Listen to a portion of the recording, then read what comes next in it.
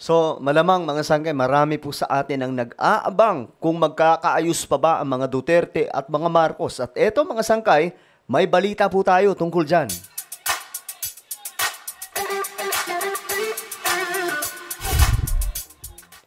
Yo, what's up guys? This is me, Sangkay Janjan. I'm back for another vlog today. Kamusta po kayo mga kababayan, mga solid sangkay na nanonood ngayon?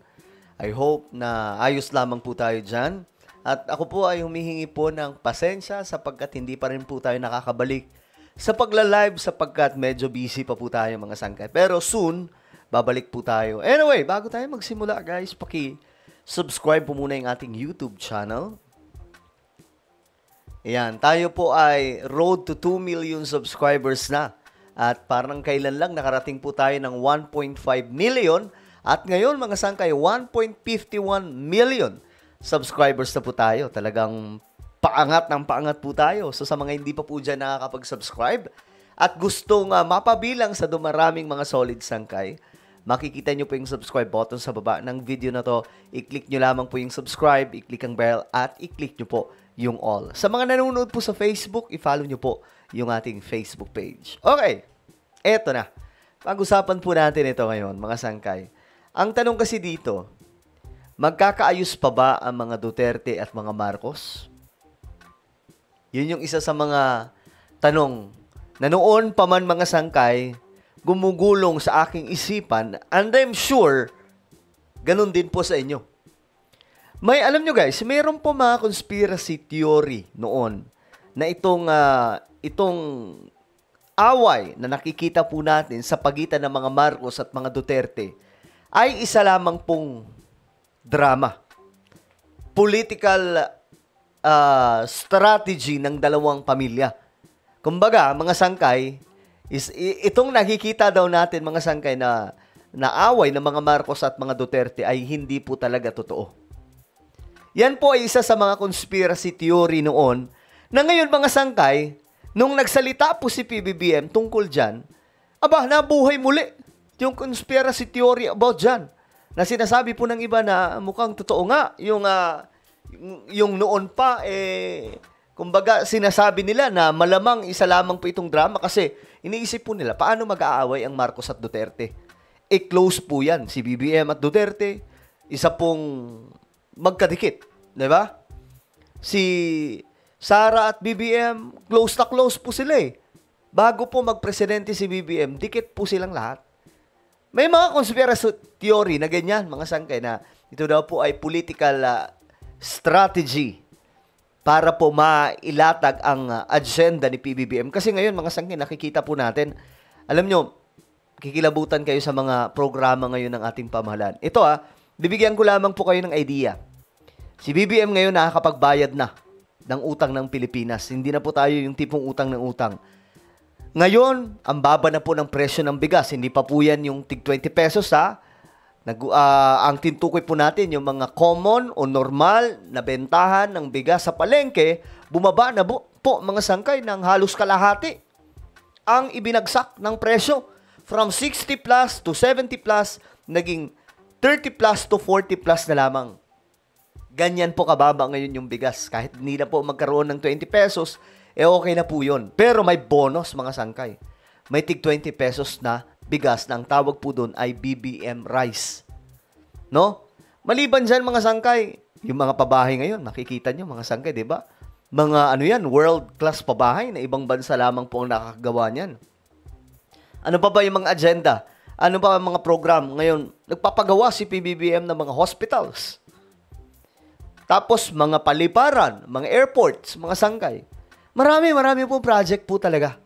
Hindi lamang po ito masyadong na-highlight kasi nga po nakatutok yung taong bayan sa bakbakan ng mga Marcos at mga Duterte. Ngayon, mga sangkay, isa po yan sa mga tinitingnan nila na, conspiracy theory yan, mga sangkay, sinasabi nila na itong away ng mga Marcos at Duterte ay kunwari lang. Nang sa ganun, itong dilawan hindi na po maghabol sa mga Marcos. Kasi kita nyo ngayon yung mga dilawan, di ba? Nasaan sila? Medyo dumidikit sa mga Marcos o kay PBBM. Di ba? Tahimik. So, parang distraction lang daw po mga sangkay. But I don't know. What do you think, guys? Ngayon, ang tanong, magkakaayos pa ba itong si VP Sara at BBM? Ngayon, nagbigay ng komento si Senator JV Ejercito. Nasisigundahan ko naman ng komento, mga sangkay. Ayon po sa kanya, ayon po sa balitang ito, sa episode 1 ng BBM podcast na umere, noong Lunes, May 19, natanong ng host nitong si broadcast journalist Anthony Taberna o Katon Ying kung bukas ba siya sa pakikipagkasundo sa pamilya Duterte matapos ang kanilang falling out. Parang no? Nagkaroon ng fall out of love. Diyos me, Marimar. Ngayon, mga sangkay, ito. Sa mga lumalabas, sabi ni JVR ito sa mga lumalabas na pahayag at mga balita, mukhang malalim na ang alitan at hidwaan. Well, nakikita naman po natin yan. Pero kahit parang malabo at mahirap sa ngayon, umaasa pa rin tayo at praying na magkakaroon ng positive development. Kayo ba guys, nagpipray din na kagaya po ni JV Ejercito na magkaroon po ng reconciliation itong dalawang pamilya? Lalong-lalo na po si VP Sara na medyo malalim po ang hugot pagdating po kay PBBM, kay Romualdez, kay Liza. Pero ako guys, kay BBM malambot po siya Maliban po kay Liza at kay Romualdez, doon po talaga siya medyo mainit talaga yung dugo. Ngayon, eto na. May mga nagsasabi na ngayong nagsalita na po si PBBM ng pakikipag-ayos sa mga Duterte.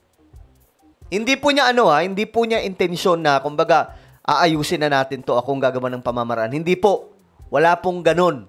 Tinanong lamang po siya ni Anthony Taberna, sa iyong damdamin ba, Mr. President, willing ba kayo makipag-ayos sa mga Duterte?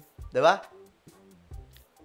Ngayon ang komento niya, mga sangkay, ako kasi, I personally agree sa sinabi po ni Katon Ying na napakabait ni BBM. Kasi may mga kaibigan po tayo. Yung mga kaibigan natin, mga sangkay, ito po yung mga napatalsik noon. Pero, hindi po nila, sabi nila, hindi po nila mabanatan si BBM. Boss ang tawag nila Di nila mabanatan si PBBM kasi nga napakabait daw talaga niyan. Tama yung sinabi ni Anthony Taber. Kahit po yung mga kasamahan ni PBBM like JV Ejercito sa Senado, kahit sila Alan Cayetano, sila Ping Lacson nagsasalita mismo kung gaano kabait nitong si BBM. Meron nga po siyang komento at that time kung gaano po kalalim yung kabaitan ni Bongbong Marcos. Ngayon, may mga nagsasabi, mga sangkay na, ngayon, nagparamdam na po si PBBM ng, kumbaga, reconciliation sa mga Duterte. Malamang daw, sisirain na naman ng mga ng Romualdez o ni Romualdez at saka ni F. Elisa. Iyan po yung kanilang basa na naman, mga sangkay. Kumbaga, pag-aawayin na naman. Ang bihira talaga. Nauuna po talaga yung advance mag-isip Ngayon, eto na. Sabi dito ni JV, we've been saying this too ever since. That early political bickerings and rifts have done nothing but hold us back. Napag-iiwanan na tayo ng mga karatig nating bansa. Eto naman, mga sangkay, hindi naman po ako nag-agree na napag-iiwanan po tayo ng mga karatig bansa. Dahil nga tayo ang isa sa fastest growing economy. Guys, abangan nyo yung next vlog ko. Pag-uusapan po natin yon. Lumalago ang ekonomiya ng Pilipinas sa ilalim po ng Marcos administration. Siguro, tama yung sinasabi ni JV, mga sangkay, na yung bansa po natin, isa sa dahilan kung bakit nagkakagulo dahil po sa away na ito. Pero ang sabihin natin, na pag-iiwanan tayo, guys, ang Pilipinas ngayon, marami pong nag-i-invest. Kita nyo, mga sangkay, yung development ngayon. Sa kabila po ng, tawag dito, yung dagdag taripa ni Donald Trump sa mga bansa na natiling matatag ang Pilipinas. Mas dumami pa kamo, mga sangkay, yung mga produkto sa ating bansa. Diba? So, maayos po ang ekonomiya natin. Yung inflation, mga sangkay, hindi po tayo napupudpud. 'Di ba? Mababa yung presyo ng bigas. For the first time, nangyari yan.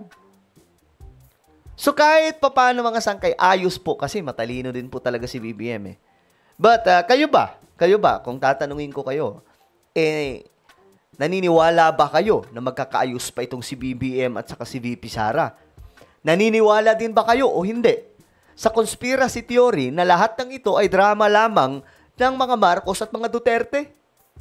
At ito pa, pangatlong tanong. Kayo ba ay papayag na magkaayos muli si PBBM at VP Sara? Ang dating sanggang dikit na magkaibigan at sweet noon? Well, just comment down below. Ano po ang inyong mga opinion? Meron tayong YouTube channel. Eto, mga sangkay-sangkay revelation. Magaganda po yung topic natin dito. Kaya naman isubscribe nyo po ito ngayon din. Alright? Then click the bell and click all. Panuorin nyo po yung mga video dito at huwag nyo pong kalilimutan na i-share at i-like. Okay, ako na po ay magpapaalam. Mag-iingat pong lahat. God bless everyone.